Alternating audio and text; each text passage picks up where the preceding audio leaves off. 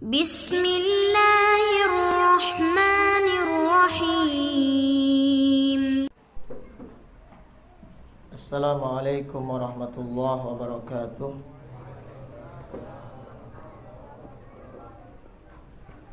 Innal hamdalillah nahmaduhu wa nasta'inuhu wa nastaghfiruh wa natubu ilaih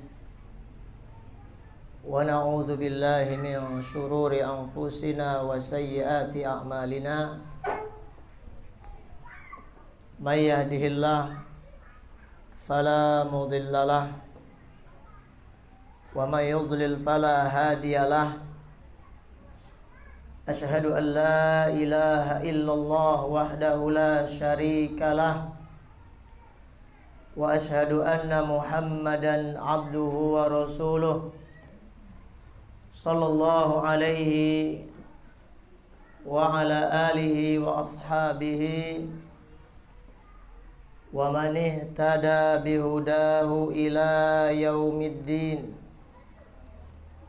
Qala rabbuna jalla wa ala ya ayyuhalladzina amanu taqullaha haqqa tuqatih wa la tamutunna illa wa antum muslimun. Ya ayyuhan nasu taqu rabbakumul ladzi khalaqakum min nafsin wahidah wa khalaqa minha zawjaha wa batha minhuma rijalan katsiran wa nisaa'a wattaqullaha alladzi tasaaluna bihi wal arham innallaha kana 'alaikum raqiba. Ya ayyuhalladzina amanu taqullaha wa qulu qawlan sadida yuslih lakum a'malakum wa yaghfir lakum dhunubakum wa may yuti'illaha wa rasulahu faqad faza fawzan 'azima. Amma ba'd, fa inna khairal hadits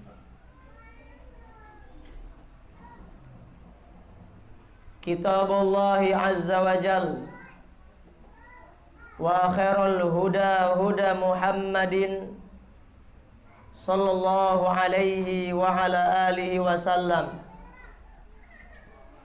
wa syarrul umuri muhdatsatuha fa inna kulla muhdatsatin bid'ah wa kulla bid'atin dhalalah wa kulla dhalalatin wa ahliha finnar.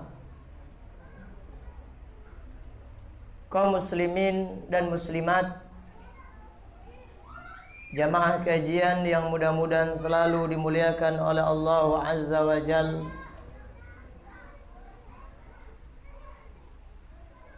Insyaallah ta'ala kita khusus setiap pekan kedua pada malam Sabtu, khusus pekan kedua kita akan mengkaji kitab hadis, kitab yang berjudul Al-Arba'in An-Nawawiyah, karya Al-Imam An-Nawawi rahimahullah. Sebuah kitab yang berisikan, kalau tidak salah, 42 hadis yang dikumpulkan oleh Al-Imam An-Nawawi rahimahullah. Hadis-hadis yang berbicara tentang pokok-pokok akidah, pokok-pokok hukum, dan hadis-hadis yang berbicara tentang pokok-pokok akhlak. Dan para ulama sepakat, yang di masa beliau dan yang datang setelahnya, bahwa kitab Al-Arba'in An-Nawawiyah karya Al-Imam An-Nawawi rahimahullah, dia merupakan kitab yang berisikan tentang pokok-pokok dalam agama. Berarti hadis-hadis yang sangat penting. Hadis yang berbicara tentang pokok dan intisari daripada ajaran Islam. Baik yang utamanya dalam perkara akidah, perkara muamalah, perkara hukum, dan yang lainnya. Dari hadis-hadis yang dikumpulkan oleh Al-Imam An-Nawawi rahimahullahu ta'ala. Dan kelebihannya, kitab Al-Arba'in An-Nawawiyah ini dari kitab-kitab Al-Arba'in yang lainnya, karena memang kitab Al-Arba'in itu banyak, bukan cuma karya Al-Imam An-Nawawi. Ada juga Al-Arba'in karya Al-Imam Ibnul Mubarak rahimahullah, dan imam-imam yang lainnya sebelum masa Al-Imam An-Nawawi rahimahullah. Hanya saja perbedaannya, kalau kitab-kitab Al-Arba'in selain daripada Al-Imam An-Nawawi, biasanya kitab tersebut berisikan hadis-hadis tentang fasal-fasal khusus. 40 hadis tentang akidah, atau 40 hadis tentang hukum, atau 40 hadis tentang akhlak. Jadi per bab yang dibuat. Adapun keistimewaan dari kitab Al-Arba'in karya Al-Imam An-Nawawi, dia ini menghimpun seluruh bab. Termasuk diantaranya yang utama adalah bab hadis tentang akidah, pokok-pokok akidah. Kemudian pokok-pokok hukum, pokok-pokok manhaj, pokok-pokok dari akhlak. Sehingga bisa katakan bahwasannya kitab Al-Arba'in An-Nawawiyah karya Al-Imam An-Nawawi rahimahullah adalah kitab Al-Arba'in yang paling bagus. Dan keistimewaannya juga dari sisi lain, dari sisi ilmu hadis, bahwa kitab Al-Arba'in An-Nawawiyah karya Imam Nawawi ini tidaklah dimasukkan ke dalam kitab tersebut kecuali kebanyakannya adalah hadis-hadis as-sahihaini, hadis-hadis yang diriwayatkan oleh Al-Imam Al-Bukhari dan Muslim. Hanya 1-2 saja hadis yang diriwayatkan oleh selain daripada Al-Imam Al-Bukhari dan Muslim. Dan hampir keseluruhannya sahih. Kecuali nanti ada beberapa hadis, kalau kita masuk sampai babnya, kita terangkan ada beberapa hadis yang dhaif yang dinukilkan di sini oleh Al-Imam An-Nawawi rahimahullah.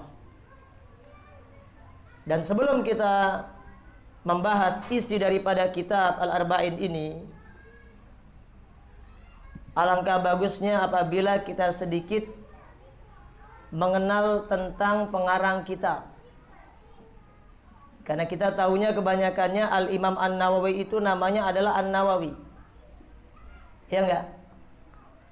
Kita enggak tahu siapa nama aslinya. Kemudian dari mana asalnya. Karena ada sebagian orang salah menganggap Al-Imam An-Nawawi pengarang kitab Al-Arba'in itu katanya asalnya dari Banten. Karena kebetulan ada namanya juga An-Nawawi Al-Bantani.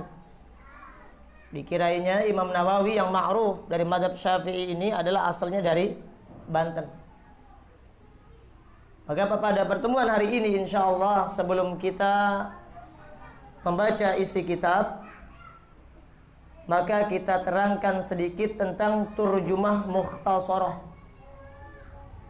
biografi ringkas dari Al-Imam An-Nawawi rahimahullah. Al-Imam An-Nawawi disebutkan oleh para muarrikh, para ahli sejarah, bahwa beliau adalah nama aslinya adalah Al-Imam Yahya bin Sharaf bin Murri bin Hasan bin Husain bin Muhammad Jum'ah bin Hizam, seorang ulama yang dilahirkan di kampung yang namanya Nawa, dan beliau lebih dikenal nisbatnya An-Nawawi. An-Nawawi itu penisbatan kepada negeri di mana dia lahir, yaitu kampung Nawa, salah satu kampung dari kampung-kampung yang masuk ke dalam negeri Damaskus. Makanya beliau juga Ad-Dimashqi, karena tinggalnya di Damaskus. Beliau dilahirkan pada tahun 631 Hijriah. Berarti ulama yang hidup sebelum Al-Imam Ibnu Taimiyah rahimahullah,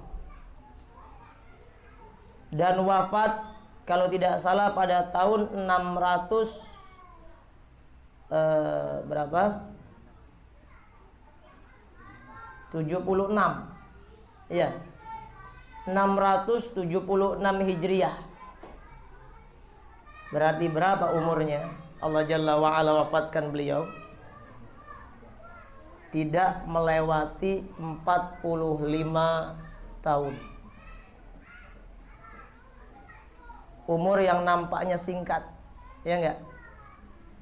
Tetapi subhanallah, demikianlah keberkahan umur yang Allah Jalla wa'ala berikan kepada Al-Imam An-Nawawi. Tidaklah Al-Imam An-Nawawi diwafatkan oleh Allah Jalla wa'ala kecuali setelah beliau mewariskan ilmu yang sangat banyak kepada manusia, dan ilmunya sampai kepada kita pada malam hari ini. Dan beliau telah meninggalkan umat ini dalam keadaan meninggalkan sekian banyak muallafat, sekian banyak karya-karya ilmiah, dan kitab yang menjadi mahkota bagi Al-Imam An-Nawawi adalah kitab yang berjudul Al-Minhaj dalam ilmu hadis. Al-Minhaj syarah ala Sahih Muslim. Ya, kurang lebih hampir 1 meter panjangnya, sekian puluh jilid. Dan juga kalau dalam ilmu fikih ada yang namanya Al-Majmu', syarah Al-Muhadzab, kitab tebal juga puluhan jilid. Dan di antara karya tipisnya adalah sebuah karya yang akan kita bahas pada malam hari ini atau malam yang akan datang. Demikianlah umur. Ketika umur tersebut diberkahi oleh Allah Jalla wa'ala, walaupun umur itu masih muda, tapi Allah Jalla wa'ala berikan kebaikan yang sangat banyak. Tandanya orang ini adalah orang yang diberkahi oleh Allah Jalla wa'ala. Tidaklah wafat walaupun sebentar dia di dunia, kecuali dia meninggalkan kebaikan untuk umat. Nah, ini juga sebagai penegur dan pengingat bagi kita. Umur kita ini terkadang banyak dipenuhi dengan kelalaian, banyak dipenuhi dengan persendagurauan, sehingga tidak sedikit dari kalangan kaum muslimin tidak sadar kecuali sudah menua. Loh, rambut sudah putih, umur sudah di atas 60 tahun, anak dan bahkan cucu sudah banyak, tapi ternyata sama sekali tidak meninggalkan kebaikan bagi umat, khususnya bagi anak turunannya. berarti ada permasalahan dengan yang namanya umur kita. Kurangnya keberkahan. Dan kurangnya keberkahan dalam hal umur ini bisa jadi disebabkan karena selama ini umur kita dilalaikan dari yang namanya majelis ilmu. Karena ilmu ini merupakan salah satu sebab utama turunnya keberkahan dari Allah Jalla wa'ala. Makanya Nabi yang mulia Isa alaihi salam dikatakan oleh Allah Jalla wa'ala, Nabi Isa mengatakan wa ja'alani mubarakan aina ma kuntu. Dan Allah Jalla wa'ala telah menjadikan aku sebagai orang yang selalu diberkahi dimanapun aku berada. Kenapa Nabi Isa menjadi orang yang senantiasa diberkahi oleh Allah dimanapun beliau berada? Kata para mufassirin, wa ja'alani mu'alliman lil khairi aina ma kuntu, kata beliau. Karena Allah Jalla wa'ala menjadikan aku sebagai orang yang dimanapun aku berada, aku selalu mengajarkan ilmu kebaikan kepada umat ini. Jadi ilmu merupakan salah satu sebab utama turunnya keberkahan Allah. Makanya sesibuk apapun kita dalam menjalani kehidupan dunia ini, jangan lupa kemestian yang namanya thalabul ilmi. Karena kita diciptakan oleh Allah Jalla wa'ala dalam rangka mengibadahi Allah. Dan beribadah kepada Allah tidak akan terasa lezat dilakukan seorang hamba kecuali apabila ibadah tersebut dibangun di atas iman dan ilmu tentang siapa yang sedang kita ibadahi. Makanya sering saya ingatkan dalam prinsip belajar agama itu jangan menunggu waktu luang, tapi kitanya yang harus meluangkan waktu. Dan jangan pula dengan alasan pekerjaan, tuntutan hidup, istilah orang zaman sekarang.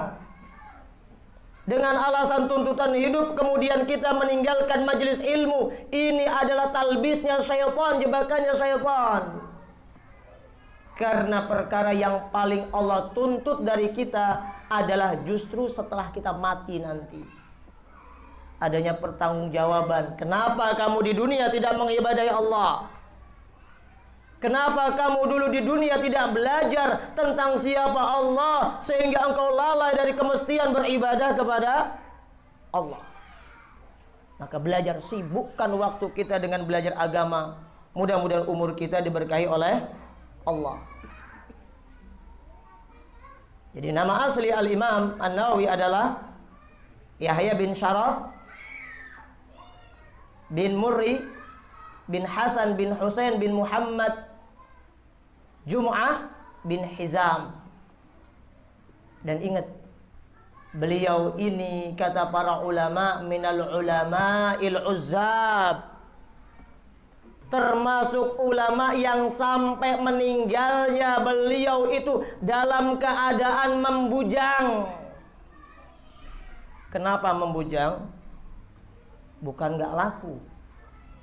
Ada orang memang membujang sampai tua, bahkan sampai mati karena nggak laku. Khidbah kemana-mana ditolak. Ada yang demikian.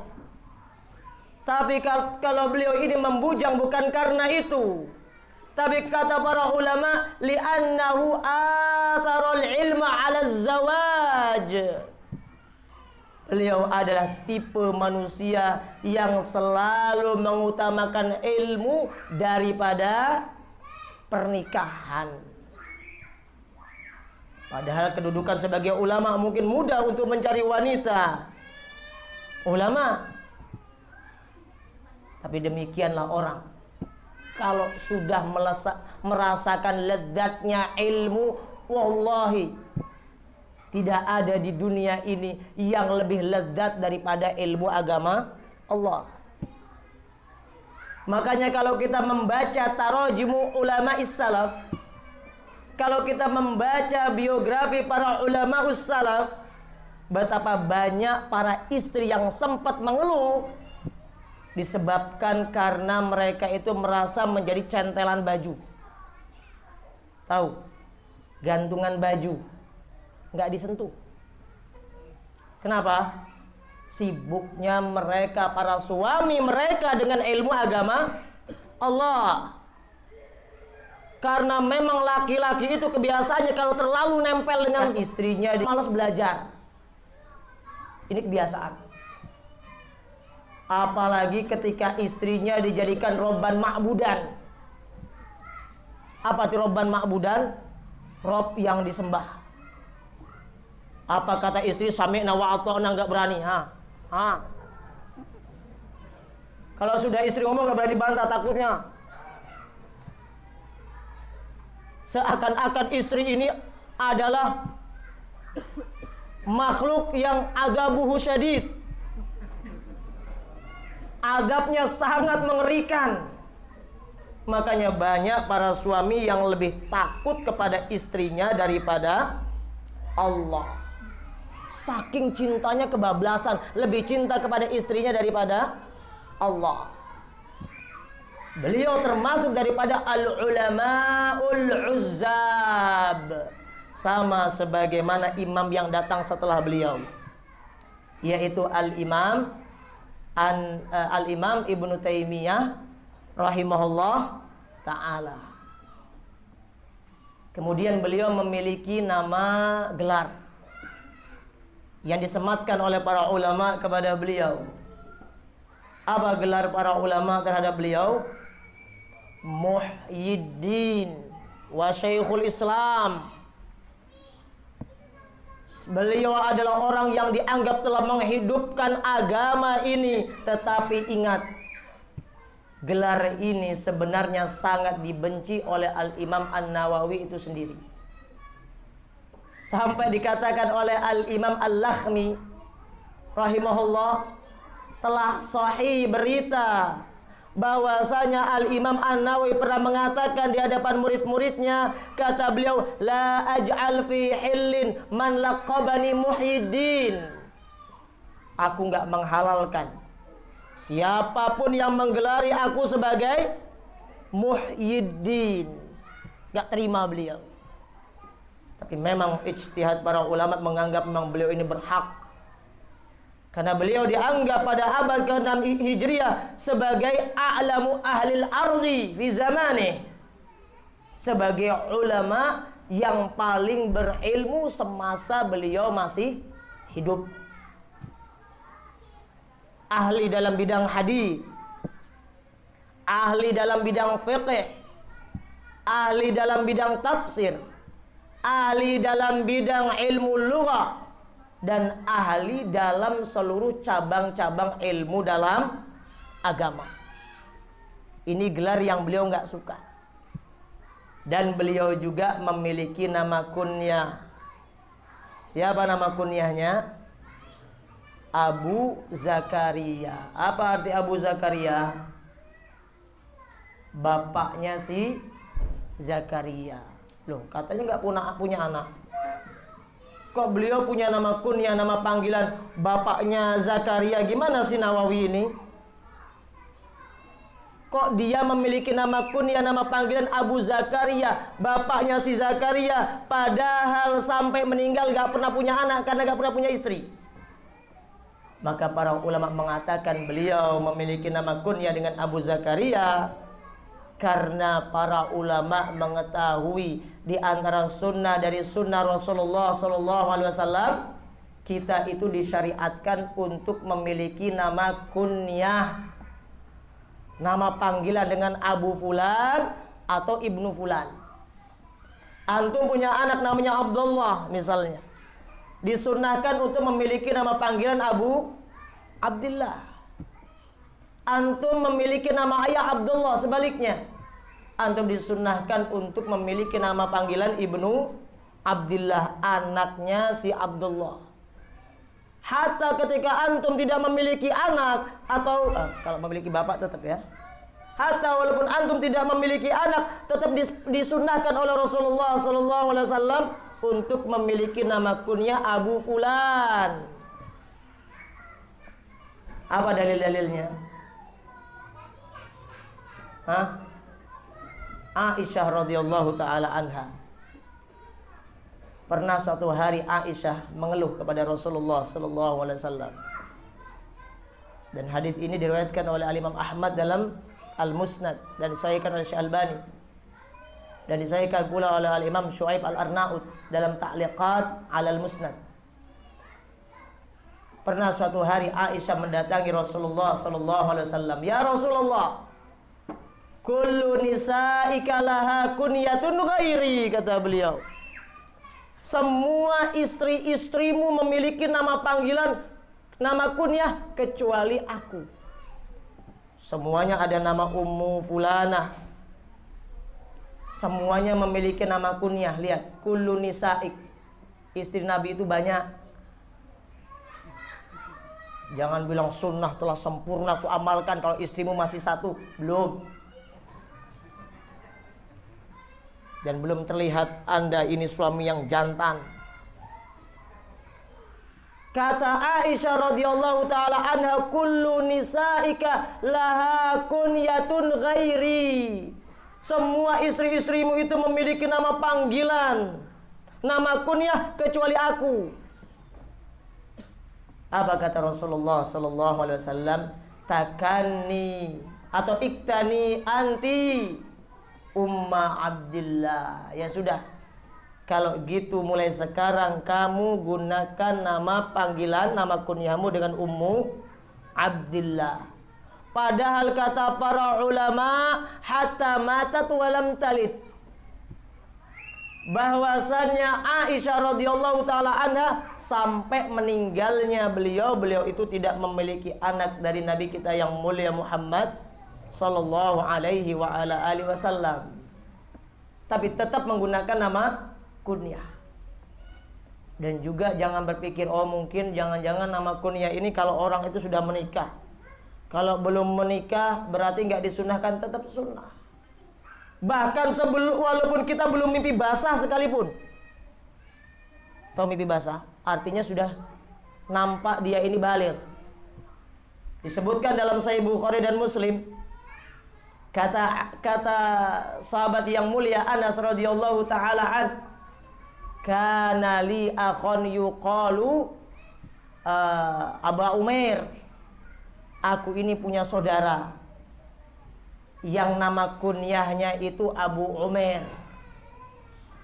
Pernah suatu hari Rasulullah sallallahu alaihi wasallam melihat ada anak kecil nangis karena dia ini pun punya nagar, punya burung kecil yang biasa dia bermain dengannya, ternyata burungnya mati. Nangis dia, dimain-mainkan, mati. Kemudian Rasulullah sallallahu alaihi wasallam lewat sambil mempercandai anak tersebut, ya Aba Umair, ma fa'alan nughair. Wahai Abu Umair, apa sih yang sekarang dilakukan oleh burung kecilmu itu yang sudah mati? Lihat di sini, hatta anak kecil yang dia belum balik, Rasulullah sallallahu alaihi wasallam juga menyetujui untuk dia memiliki nama kunyah. Dan di zaman sekarang sunnah ini termasuk sunnah yang sudah banyak ditinggalkan. Jangankan nama kunyah, jadi nama kunyah itu disyariatkan bukan ketika kalau nama kita nggak Islami. Namanya misalnya nama orang kafir, misalnya namanya Cristiano Ronaldo, baru berarti pakai nama kunyah. Tidak, hatta namanya itu sudah Islami. Ada nama asli, ada nama kunyah. Aisyah nama yang syar'i, tapi diberikan kunyah oleh Rasulullah dengan Ummu Abdillah. Berarti sunnah dari sunnah Rasulullah sallallahu alaihi wasallam di zaman kita yang sudah hampir hilang. Nggak pede, masa aku masih muda Ustadz ganteng kok pakai Abu Fulan. Bagaimana nanti nggak laku aku. Dikiranya aku sudah duda. Sudah Abu Fulan, bapaknya sepulan, berarti anakku banyak di belakang. Tidak. Ya, sunnah dari sunnah Nabi sallallahu alaihi wa ala alihi wasallam. Kemudian kenapa Al-Imam An-Nawawi kok beliau jadi ulama besar? Apakah beliau ini orang yang dia itu ngajinya kadang kadang enggak ngaji, semisal pun ngaji enggak nulis, jadi ulama? Enggak. Al-Imam An-Nawawi itu dikenal dari kecilnya enggak suka bermain. Sampai disebutkan oleh para mu'arrikh, para ulama sejarah, wa kanal atfalu yukrihunahu 'alal la'bi faharaba minhum wa yabki wa yaqra'ul Qur'an. Pernah anak-anak di zaman beliau pernah maksa Imam Nawawi itu bermain, dipaksa. Si Nawawi kecil ini tadi, Nawawi Ad-Dimashqi, bukan Nawawi Bantani. Pernah ketika dia itu masih kecil dipaksa oleh anak-anak di zaman itu untuk bermain. Akhirnya beliau gak mau, lari dari mereka sambil menangis. Dan beliau kembali membaca Al-Quran. Ini anak beneran. Ya, ini yang namanya anak yang diberkahi oleh Allah. Bukan anak yang sebentar-bentar main. Belajar itu sisa dari bermain. Imam Nawawi seorang anak yang memang dari kecilnya beliau sudah mencintai ilmu, sehingga wa kana sa'yuhu mashkura, sehingga usaha Al-Imam An-Nawawi dibalas oleh Allah Azza wa Jal. Beliau benar menjadi seorang ulama a'lamu ahlil ardi fi zamani, ulama yang paling berilmu di zaman beliau. Ya, makanya anak-anak atau orang tua kalau mau memiliki anak yang jadi ulama, didik demikian. Ayo ke majelis ilmu, ayo ke majelis ilmu. Terus takut berisik, pegang. Takut suaranya tutup, duduk, kasih buku, kasih pena, biasakan nulis. Biar anak kita terbiasa dengan yang namanya majelis ilmu. Jangan terlalu berharap Ustadz pingin punya anak juga seorang Ustadz alim, berilmu, pingin bisa dakwah, tapi bapaknya malas ngaji. Anak itu biasanya melihat keadaan orang tuanya. Kalau orang tuanya malas, anaknya malas. Orang tuanya itu giat, anaknya giat. Orang tuanya soleh, maka dia akan melahirkan anak-anak yang soleh. Al jaza min jinsil amal. Kalau mau memiliki anak turunan alim Rabbani, maka orang tuanya pun harus menjadi alim Rabbani.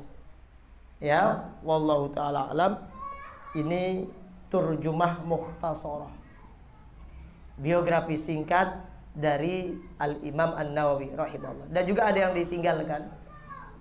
Salah seorang murid beliau yang bernama Al-Imam Ibnul Attar rahimahullah, At-Tilmid An-Najib, murid paling cerdas dan istimewa bagi Al-Imam An-Nawawi rahimahullah. Beliau mendapatkan cerita dari gurunya, yaitu Al-Imam An-Nawawi, bahwasannya beliau itu setiap sehari semalam belajarnya itu 12 mata pelajaran dari guru-guru yang berbeda. Makanya jadi alim. Ithnai asyar darsan min masyayikhihi syarhan wa tashihan. Beliau itu setiap harinya belajar 12 mata pelajaran, baik dalam ilmu syarah hadis dan ilmu tentang penjelasan sahih dhaifnya hadis. Nah, kita berapa kali kita dalam dosa sehari seminggu? Jangan harap kalau ngaji seminggu sekali jadi ulama, jangan. Terlalu tinggi hayalanmu, nanti jatuhnya sakit. Ya, kalau mau menjadi alim, al-ilmu bit-ta'allum. Kalau mau kuat ilmunya, belajar. Sering-sering hadir ke majelis ilmu, beli kitab yang dikaji supaya enggak jiping. Karena biasanya kalau ngaji pakai kuping itu sulit. Di zaman kita al ilmu fis sutur la fis sudur. Kalau zaman salaf al ilmu fis sudur la fis sutur. Kalau zaman kita ilmu itu di buku, bukan di dada karena ngapal sulit. Tapi kalau di zaman salaf ilmu itu di dada. Mereka nggak mau nulis. Kenapa? Kalau nulis katanya membuat malas untuk menghafal. Kalau zaman kita nggak nulis, jadi apa kita? Ya.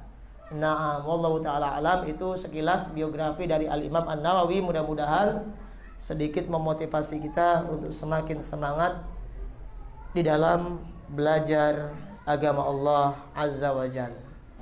Ya. Butuh perjuangan.